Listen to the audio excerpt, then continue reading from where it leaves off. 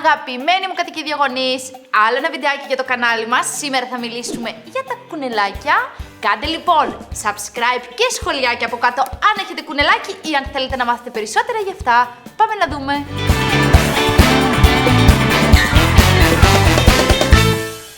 Πραγματικά, αν κάποιος δεν έρθει σε επαφή με κάποιο κουνελάκι, δεν μπορεί να νιώσει αυτή την τρυφερότητα, την αθωότητά τους, το πόσο έξυπνα και παιχνιδιάρικα είναι. Όμως, πριν υιοθετήσουμε ένα κουνέλι, είναι σημαντικό να γνωρίζουμε κάποιες βασικές πληροφορίες, ώστε να είναι ένας ευχάριστος συγκάτοικος και όχι ένας συγκάτοικος βάρος για εμάς. Πάμε λοιπόν να δούμε κάποια πάγια έξοδα. Βλέπετε, είναι ζωηρό όπως σας είπα. Πάμε να δούμε λοιπόν κάποια πάγια έξοδα. Η αλήθεια είναι πως αυτά τα χνουδωτά ζωάκια έχουν αυξημένες οικονομικές απαιτήσεις. Για της υιοθεσίας προστίθενται και τα έξοδα σπιτιού, τροφής και προμηθειών του ζώου. Επιπλέον, πρέπει να συνυπολογίσουμε τα έξοδα κτηνιατρικής και φαρμακευτικής κάλυψης, όπως παράδειγμα εξετάσεις ρουτίνας, στήρωσης, τυχόν προβλήματα υγείας και γενικά, όπως και σε όλα τα κατοικίδια, υπάρχουν κάποια έξοδα, έτσι. Τώρα, όσον αφορά το σπίτι τους. Η κατοικία ενός κουνελιού εντός του σπιτιού της οικογένειας παίζει σημαντικό ρόλο στη συμβίωση με τα υπόλοιπα μέλη.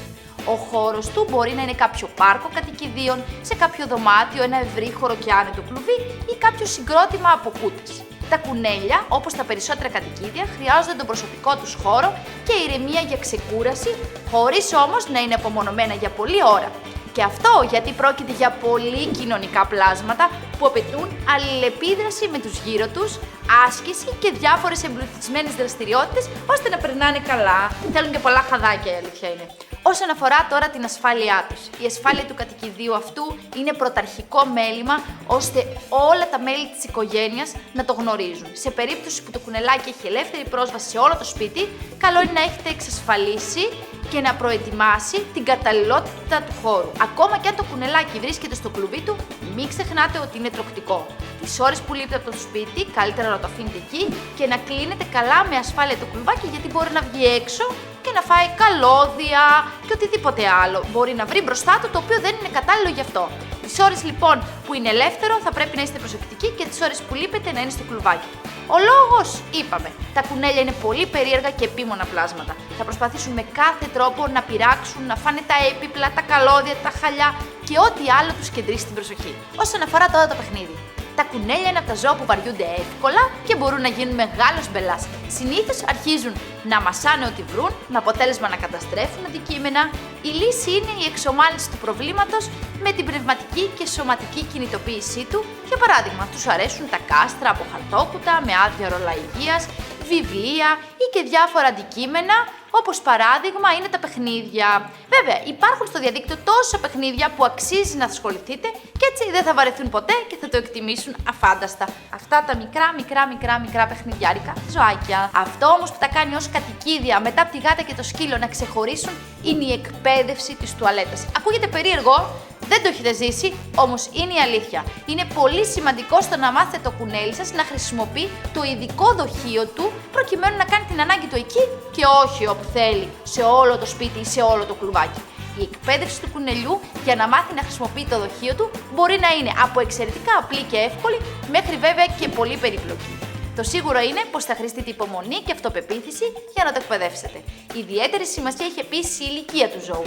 Αν το έχετε αφήσει από μικρό να κάνει την ανάγκη του όπου θέλει, καταλαβαίνετε ότι είναι εξαιρετικά δύσκολο να χρησιμοποιεί το δοχείο του. Πρέπει αυτό να το μάθετε από πάρα πολύ μικρή. Βέβαια, θα κάνουμε ένα βίντεο ειδικό μόνο για την εκπαίδευση του κουνελιού, γιατί είναι πάρα πολύ ενδιαφέρον. Πάμε τώρα να δούμε τη διατροφή του. Για τη διατροφή του κουνελιού έχουμε μιλήσει και σε άλλο βίντεο βέβαια. Όμως, ας επαναλάβουμε 2-3 σημαντικά πραγματάκια. Η διατροφή του παίζει καθοριστικό ρόλο για μια υγιή και μακροχρόνια ζωή. Το σημαντικότερο ρόλο στη διατροφή των κουνελιών έχουν οι φυτικές ίνες. Επίσης, πρέπει να καταναλώνουν άφθονο γρασίδι και σανό. Κάτι που καλό είναι να αποφεύγετε είναι η πρόσληψη πολλών φρέσκων λαχανικών. Σε περίπτωση όμως που έχετε κάποια αποξηραμένα, μπορείτε να τους δώσετε όμως σπάνια και σε πολύ μικρές ποσότητες. Βέβαια, υπάρχει και ειδική διατροφή για τα κατοικίδια κουνέλια, την οποία εγώ προσωπικά σας προτείνω. Και μπορείτε επίσης, όπως είπα και πριν, αναλυτικότερα για τη διατροφή του κουνελιού να μπείτε στο άλλο βιντεάκι που υπάρχει στο κανάλι μας. Τώρα, όσον αφορά τη συμπεριφορά τους, τα κουνέλια θεωρούνται σχετικά στοργικά και τρυφερά πλασματάκια. Όταν είναι ταΐσμένα και ξεκούραστα, γίνονται πολύ εκφραστικοί και φιλικοί τύποι. Όταν είναι χαρούμενα, τρέχουν πέρα δόθε. Τότε είναι χαρούμενα, να ξέρετε, δεν είναι ανήσυχα στο δωμάτιο. Ενώ όταν πεινάνε, αρχίζουν να μασουλάνε ό,τι βρουν μπροστά τους. Οπότε εσείς θα πρέπει να τους βάλετε τροφούλα. Τα κουνέλια είναι ζώα που τους αρέσει να πατούν στα πόδια τους στη γη. Αυτό σημαίνει ότι τα ενοχλεί και τα φοβίζει να τα κρατάτε και να τα αρπάζετε άγαρπα και χωρίς να ξέρετε τον τρόπο. Πάντα πρέπει να κάνετε προσεκτικές κινήσεις και να κουμπάτε τα πίσω ποδαράκια. Του δείτε εδώ πέρα πως κουμπάω τα πίσω. Αν δεν τα κουμπίσω, αυτό νιώθω ότι δεν είναι στο πάτωμα. Του αρέσει να είναι στο πάτωμα. Οπότε, αν το πιάσετε από τα ποδαράκια από κάτω, απλά και απαλά, αυτό βλέπετε ότι ηρεμεί και δεν φοβάται. Αυτά λοιπόν για το πώς θα πιάνετε τα κουνελάκια. Προσεκτικά με τα παιδιά να τα εκπαιδεύσετε και να μην τα βγάζουν από το κλουβί μόνα τους και όποτε θέλουν, αλλά πάντα με την επίβλεψη κάποιου ενήλικα. Συχνά να ξέρετε ότι χαμηλώνουν το κεφάλι τους, ακουμπάνε με τα μάγουλά τους το έδαφος και κλείνουν τα μάτια τους με ευχαρίστηση. Μην ανησυχείτε αν δείτε τέτοιες κινήσεις. Τώρα, επιπλέον λατρεύουν να ταξίνετε γύρω από τους ώμους, την πλατούλα και τα σημεία του σώματός τους που δεν τους αρέσει να τα χαϊδεύουμε είναι τα αυτιά, ο λαιμός, τα πόδια, το στομάχι και η ουρίτσα. Μην πιάνετε τα αυτάκια όσο χαριτωμένα κι αν είναι. Όσον αφορά τώρα τα ταξίδια, και τι εννοώ με ταξίδια, αν ταξιδεύετε συχνά ή αν θέλετε να λείψετε από το σπίτι σας. Όπως θα γνωρίζετε ή έχετε καταλάβει, το νέο περιβάλλον δημιουργεί άγχος και στρες στα κουνέλια. Γι' αυτό η ασφαλέστερη λύση, αν πρόκειται να πάτε ένα ταξιδάκι, είναι κάποια babysitter ή ένα ξενοδοχείο κατοικίδιων ζώων. Σε περίπτωση που είστε όμως φαν των διαφορετικών και εναλλακτικών ταξιδιών και διαφόρων προορισμών ή το απαιτεί η επαγγελματική σας εργασία, τότε δεν πρέπει να έχετε κατοικίδιο κουνέλι, διότι δεν θα μπορέσει να συνηθίσει και να μάθει τη συνεχόμενη αλλαγή περιβάλλοντος. Προτού οργανώσετε λοιπόν ένα ταξίδι με αεροπλάνο ή άλλο μέσο μεταφοράς με συνοδεία κατοικιδίου, αν θέλετε δηλαδή να το πάρετε μαζί σας, καλό θα ήταν να πληροφορηθείτε για τις προϋποθέσεις του ταξιδιού, αν και εφόσον επιτρέπονται. Πάμε να δούμε όμως και τις ράτσες των κουνελιών. Βλέπετε εδώ πέρα έχουν αράξει πάνω μου, χαλαρά. Το φυλάω κιόλας. Λοιπόν, δυστυχώς στην Ελλάδα τα κουνέλια δεν ανήκουν ακόμα στην κατηγορία των κατοικίδιων ζώων που έχουν μελετηθεί και εξακριβωθεί όπως ο σκύλος και η γάτα. Ποιος δεν γνωρίζει τουλάχιστον 5 ράτσες σκύλων, ακόμα και αν δεν έχει αποκτήσει ούτε ένα στη ζωή του? Υπάρχει όμως κάποιος που να γνωρίζει ή να αναγνωρίζει 5 ράτσες κουνελιών? Δυστυχώς είναι ελάχιστοι, σχεδόν μηδαμινοί μπορώ να πω. Είναι όμως παγκοσμίως γνωστό ότι τα κουνέλια διακρίνονται σε περισσότερες από 45 ράτσες. Οπότε καταλαβαίνετε, αναλογικά, να γνωρίζουμε τις 5 δεν θα ήταν και πάρα πολλές. Επειδή όμως μας ενδιαφέρουν κυρίως οι ράτσες των κουνελιών, που είναι ιδανικά για κατοικίδια λόγω του χαρακτήρα τους, θα σας πω 2 ρατσούλες. Είναι τα λόπ και τα κουνελάκια λιονταράκια.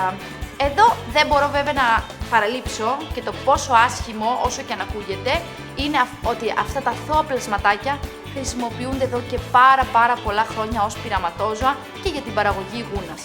Και πιστεύω ότι είμαστε όλοι συνένοχοι σε αυτό, διότι αυτό που έχουμε να κάνουμε είναι να προσπαθήσουμε να χρησιμοποιούμε στην καθημερινότητά μας προϊόντα που σέβονται τα ζωάκια.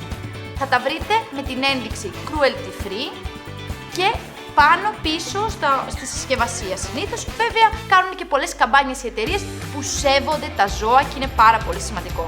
Τα κουνελάκια όμως που έχω σήμερα μαζί μου, εδώ πέρα όπως βλέπετε, είναι απαλά τρυφεράκια και κοιμούνται.